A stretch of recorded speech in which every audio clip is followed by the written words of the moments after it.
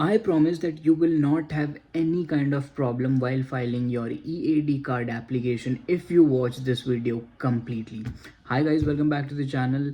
As promised, here is the detailed video that how you can fill your form I765 and form I904, which is for premium processing. So if you do not want to fill your premium processing form, it's fine.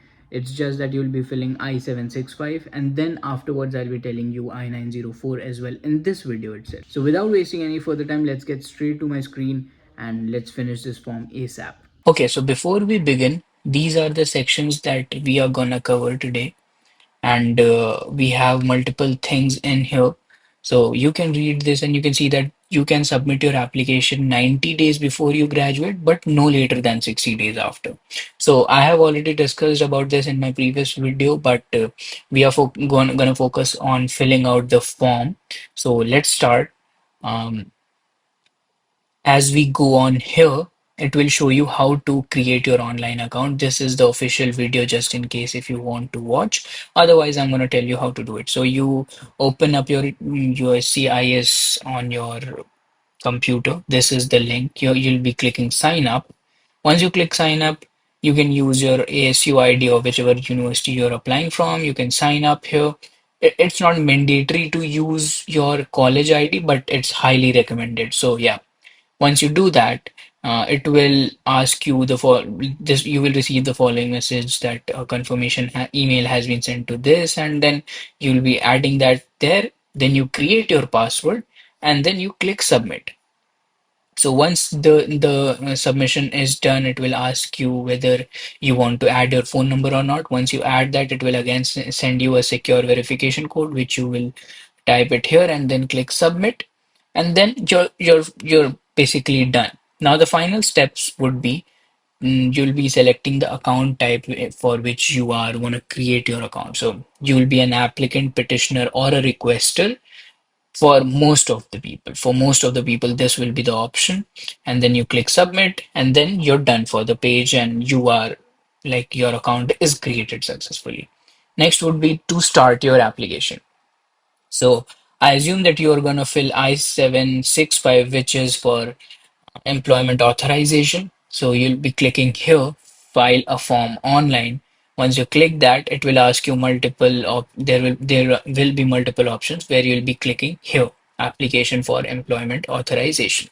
Once you click that, then it will show you this, that okay, these things will be written on the website, and then you will move ahead. Once you click on once you I mean click this, you will have this on your portal, and you would be clicking continue.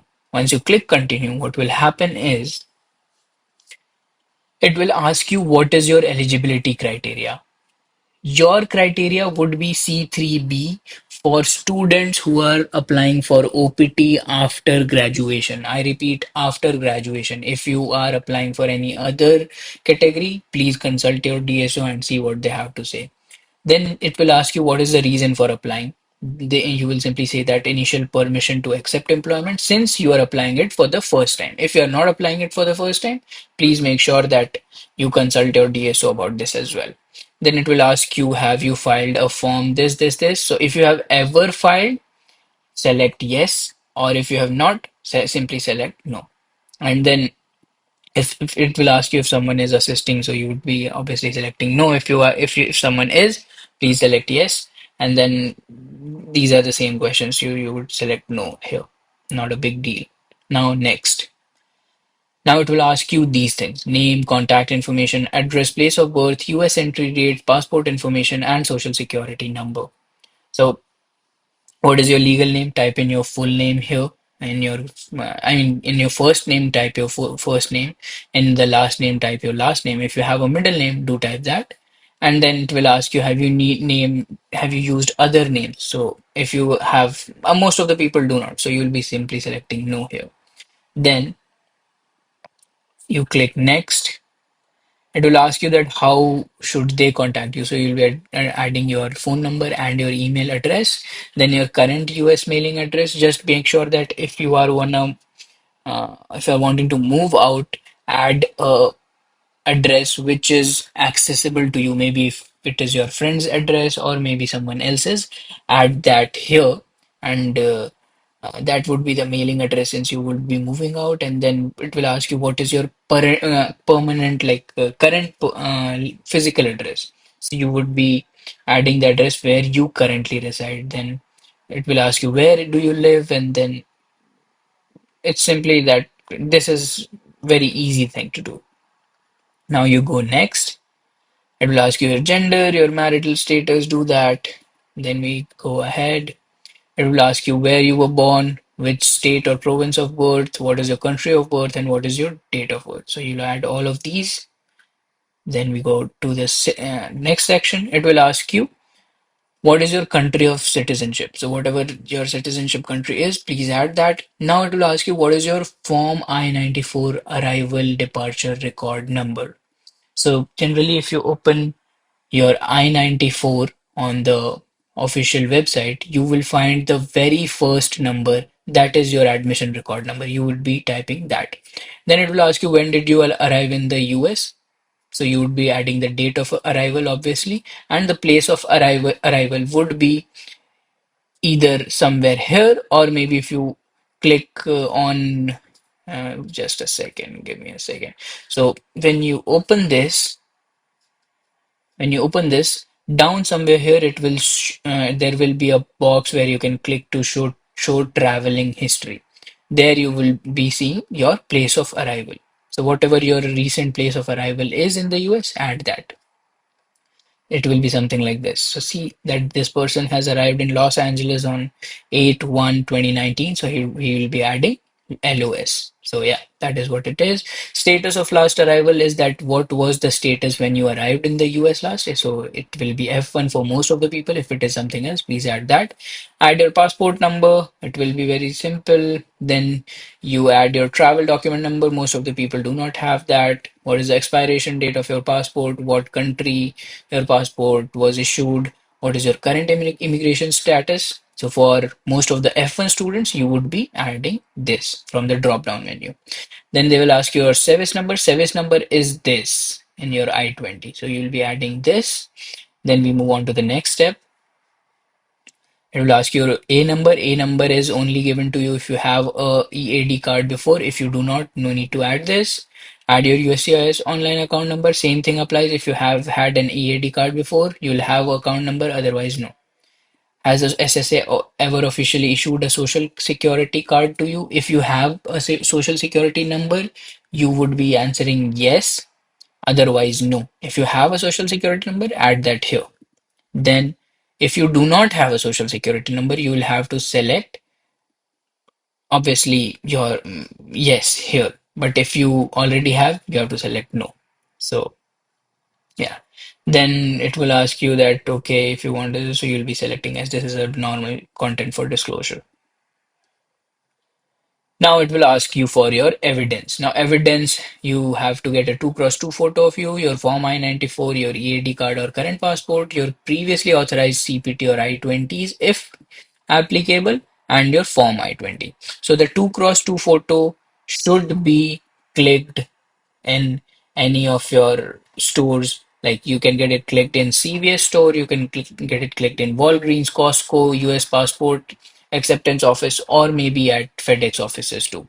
So they have very stringent rules about it. Like it should be 2x2 and the measurements should be very good. It should be on a white background. So you'll have to do that. Just in case if you have to see and do some changes to your photo, you can open this link here. It will open this. I don't know why it is not opening. Okay, so it is open and you can see that these are the requirements. If you need to use the photo tool, you can click here and it will take you here. You can choose a photo and then it will crop automatically. So yeah, that is what it is. Then we go to the next step. It is your Form I-94. Form I-94 would be again get most recent I-94 and the first page that you see on your screen, please save the PDF of that and attach it there. So you see, print this page, you'll have to print this and attach. Now we go on to the next step.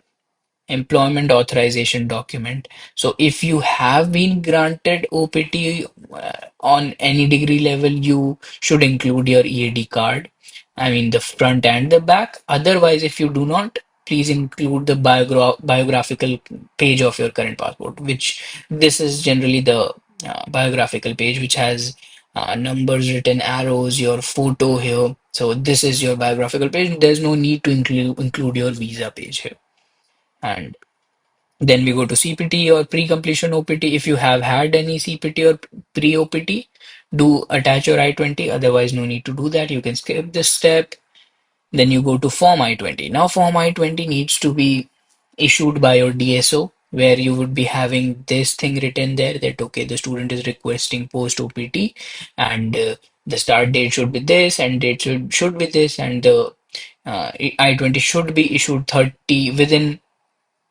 days, like within 30 days limit. Like if it was issued on 20 Feb 2020, you need to apply before 20 March 2020. So yeah, so this is your I-20. You need to sign here. The student's signature needs to be here and your date, and then you save it and submit. Now, next, additional information. Just in case if you feel that you have to add any additional document which can help the officer understand any of the documents or anything that is related to this, you can attach in here. It is not mandatory. You can skip this process too if needed. Now, alerts and warnings. Alerts and warnings is something like this. So it would show if there is any error, and if it is all correct, it will show in green that no errors were found. And please make sure that you read everything in your form well, in a very well manner, because the system will not catch all the errors in your account. So yeah, then you review your application. So once you are done, you will see something like this. When you click view draft snapshot, it will show your entire form. As you see here, you selected initial permission to accept employment. You see a cross mark here, your name, everything. So you'll get an entire form, and please do check that. Once done, please click here, add your name as your signature and click submit. So once you submit, you'll have multiple ways to pay. Like 470 is the current charge.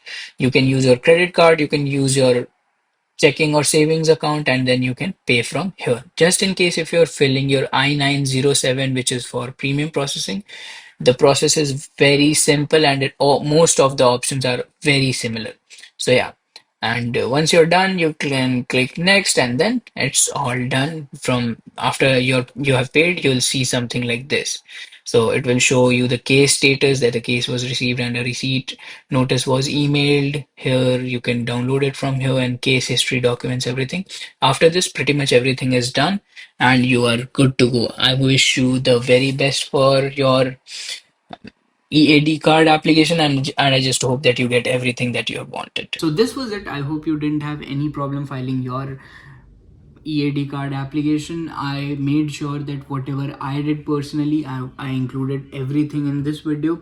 If still you have any kind of problem, please comment down. I'll make sure that I reply back. And just in case if I do not reply, please contact any official from your university or any of your seniors. I'm sure they would be as helpful as I am. And yeah, this was it. I'll see you in the next one. Take care. Bye. Do subscribe to the channel if you already haven't. Do like the video and comment what you liked about it, and if you didn't like anything, please comment about that too. I'll see you in the next one. Take care. Bye.